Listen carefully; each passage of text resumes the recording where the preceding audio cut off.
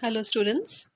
In this video, let us solve an example based on preparation of a cash budget. So cash budget is a statement in which we try to find out what will be the amount of cash receipts as well as cash payments for a given period of time.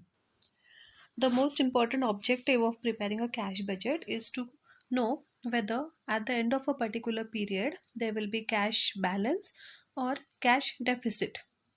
In case there is a cash deficit, the management can well in advance prepare or they can arrange for the requirement of the cash deficit that may arrive in the near future.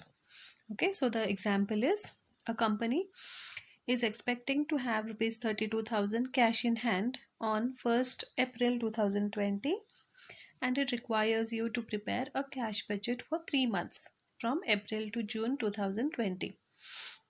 The following information is supplied to you.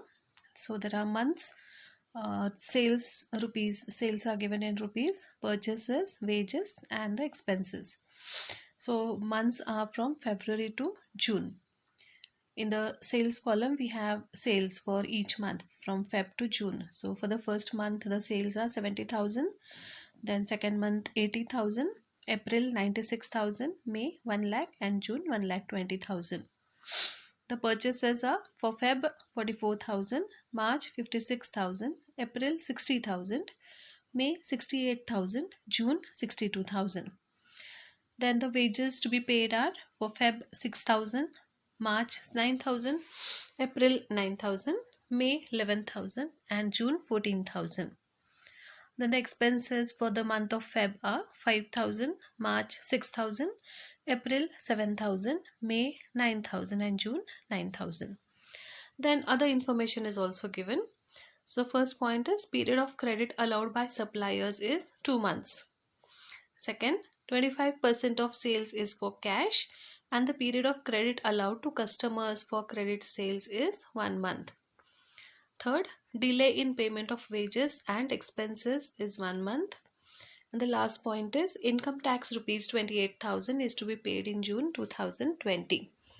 So while preparing a cash budget, we have to see whether there is a opening balance. Now here in this example, they have given an opening balance of rupees 32,000 on the 1st of April. That is the starting month for our budget. We have to prepare a budget from April to June for 3 months.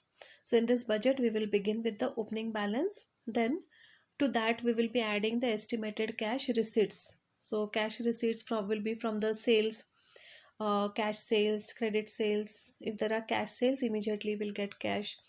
If there are credit sales, then after the credit period is over, we can get the cash from collection from the debtors. Then we have to deduct the estimated cash payments from the opening balance plus estimated cash receipts we'll have to add, and then from that we'll deduct the estimated cash payments. So when we deduct the estimated cash payments from that, we get the closing balance. So the closing balance for one period will become the opening balance for the next period. So in the table there are sales, one item for income, receipt of cash, and the other three items are payments. Purchases, we're going to purchase raw material, we're going to make the payment. Wages also, this will be a payment of cash. Expenses also will be a payment of cash. Then in the other information, they have given the information about the how much period, how much time is allowed by the suppliers, and then they have also given how much time is given to our debtors, and what is the proportion of cash sales and credit sales. If 25% sales is for cash, then we have to assume that 75% of sales will be credit sales. Then they have given the information regarding the payment of wages and expenses. So they are to be paid after 1 month. And then in the month of June, income tax of rupees 28,000 is to be paid. So now let us solve the example. So this is the format for preparing the cash budget. On the top we'll write cash budget for the months from April to June 2020. So in this we'll have a particulars column. Then as many months you have to prepare a budget, those many months will have to have columns. Now here we have to prepare a budget for 3 months, April, May and June. So we have prepared 3 columns, April rupees, May rupees and June rupees. So while preparing a cash budget, we have to always remember to begin with the opening balance. Normally, opening balance is given in the examples. So in this given example, the opening balance is rupees 32,000. Right? Now they have said in the example, a company is expecting to have rupees 32,000 cash in hand on 1st April. So the first month of our budget is April. So that will be the opening balance. So we begin with the opening balance. Opening, first we'll write opening balance, and this opening balance will be written in the month of April, and that amount is rupees 32,000.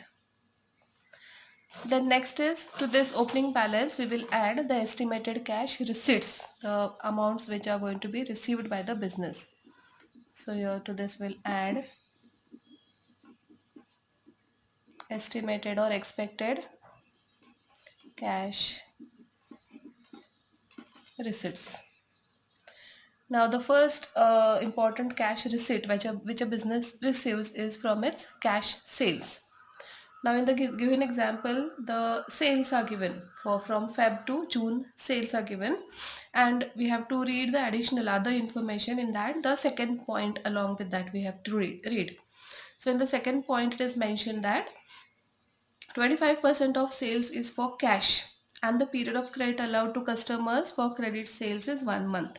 That means whatever sales we make in April, we will, the 25% of that sales will be cash sales. So immediately in April we will get 25%, and remaining 75%, the credit period given is 1 month. So we will receive in the next month. That means in April we will get 25% of April sales, and 75% of April sales will be collected in the month of May. Similarly, for the month of May, 25% will be cash sales, 75% will be credit sales, and that 75% will be received in the month of June. Okay, for June also we have to do the same thing. So first we will take cash sales. So we have to see the sales for month of April. So for the month of April, the sales are rupees 96,000. Now out of this 96,000, 25% are cash sales. So we are going to take cash sales, or 25% of 96,000. So that comes to rupees 24,000. Then the sales for the month of May are 1 lakh. So 25% of 1 lakh comes to 25,000 will be cash sales. Then June, the sales are rupees 1,20,000. So 25% of 1,20,000 is rupees 30,000. So we have taken the cash sales. Then we'll see collection from debtors. Okay. So 1 month credit period is allowed to the customers. So after 1 month we'll be making the recovery of 75% amount of sales. So next we'll write collection from debtors. Debtors means the customers to whom we have sold goods on credit. So that is 75%. So in April, we will get 75% of the previous month's sales. That is March sales 75% we will get in April. April month's sales 75% we will collect in May. May month's sales 75% will be collected in June. So the sales for March are 80,000. So 75% of 80,000 will be 60,000. That will be received in April. April sales are rupees 96,000. 75% of that will be received in May. That comes to rupees 72,000. May sales are rupees 1 lakh. 75% will be received in the next month. So 75,000 in June. So in this example, only these two cash receipts are there. The remaining are all cash payments. So what we do is we take the totals of this. We'll take the total, call it as total estimated cash receipts. You can call it as A.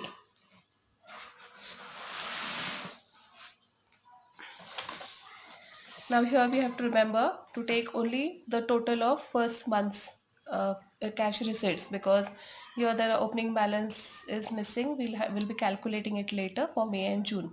So we take the total only for the month of April. So the total comes to rupees 1,16,000. 1,16,000. Then next line will say estimated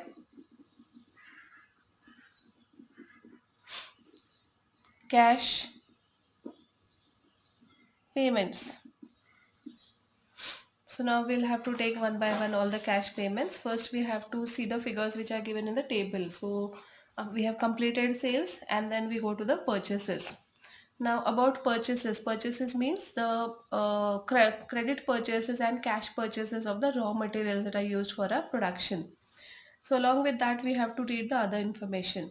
Now in the other information, the first point is period of credit allowed by suppliers is 2 months. That means whatever purchases we make in 1 month, we have to make the payment for it after 2 months. So in the month of April, we will be making the payment for the purchases made in Feb. Then for the month of May, we will be making payment for the purchases made in March. And for the month of June, we'll be making payment for the purchases which are made in April. So first we'll take payment to creditors. Creditors means the suppliers from whom we have purchased goods on credit. So Feb purchases are 44,000. That payment will be made after 2 months, that is in April. March purchases 56,000. Payment for it will be made in May. And April purchases are 60,000. The payment will be made in June. So we have taken a credit purchases. Then the next column is about wages. Then about wages and expenses, the other information is given in the third point. Delay in payment of wages and expenses is 1 month. That means the wages for the month of March will be paid in April. April wages will be paid in May and May wages will be paid in June. Similarly, expenses also. March expenses will be paid in April, April expenses in May and May expenses in June. 1 month delay we have to make. So first we'll take wages. Now March wages are rupees 9,000. That will be paid in April. Then April wages are rupees again 9,000. That payment will be made in May. May wages are rupees 11,000. That payment will be made in June. Then expenses. March expenses are rupees 6,000. That will be paid in April. April expenses are rupees 7,000. That will be paid in May. And May expenses are rupees 9,000. That will be paid in June. Then after that we have to check whether some other information is left in the given information. So here we have taken the first point, second point in the other information, third point also we have done, last point is left. So what is the last point? Last point is income tax rupees 28,000 is to be paid in June 2020. So last we will write here income tax. So the amount has to be paid in June. So April, May there is no amount. In June we have to pay 28,000. So now we have taken all the expenses, all the payments. We have taken all the receipts. Now we have to take the totals of this.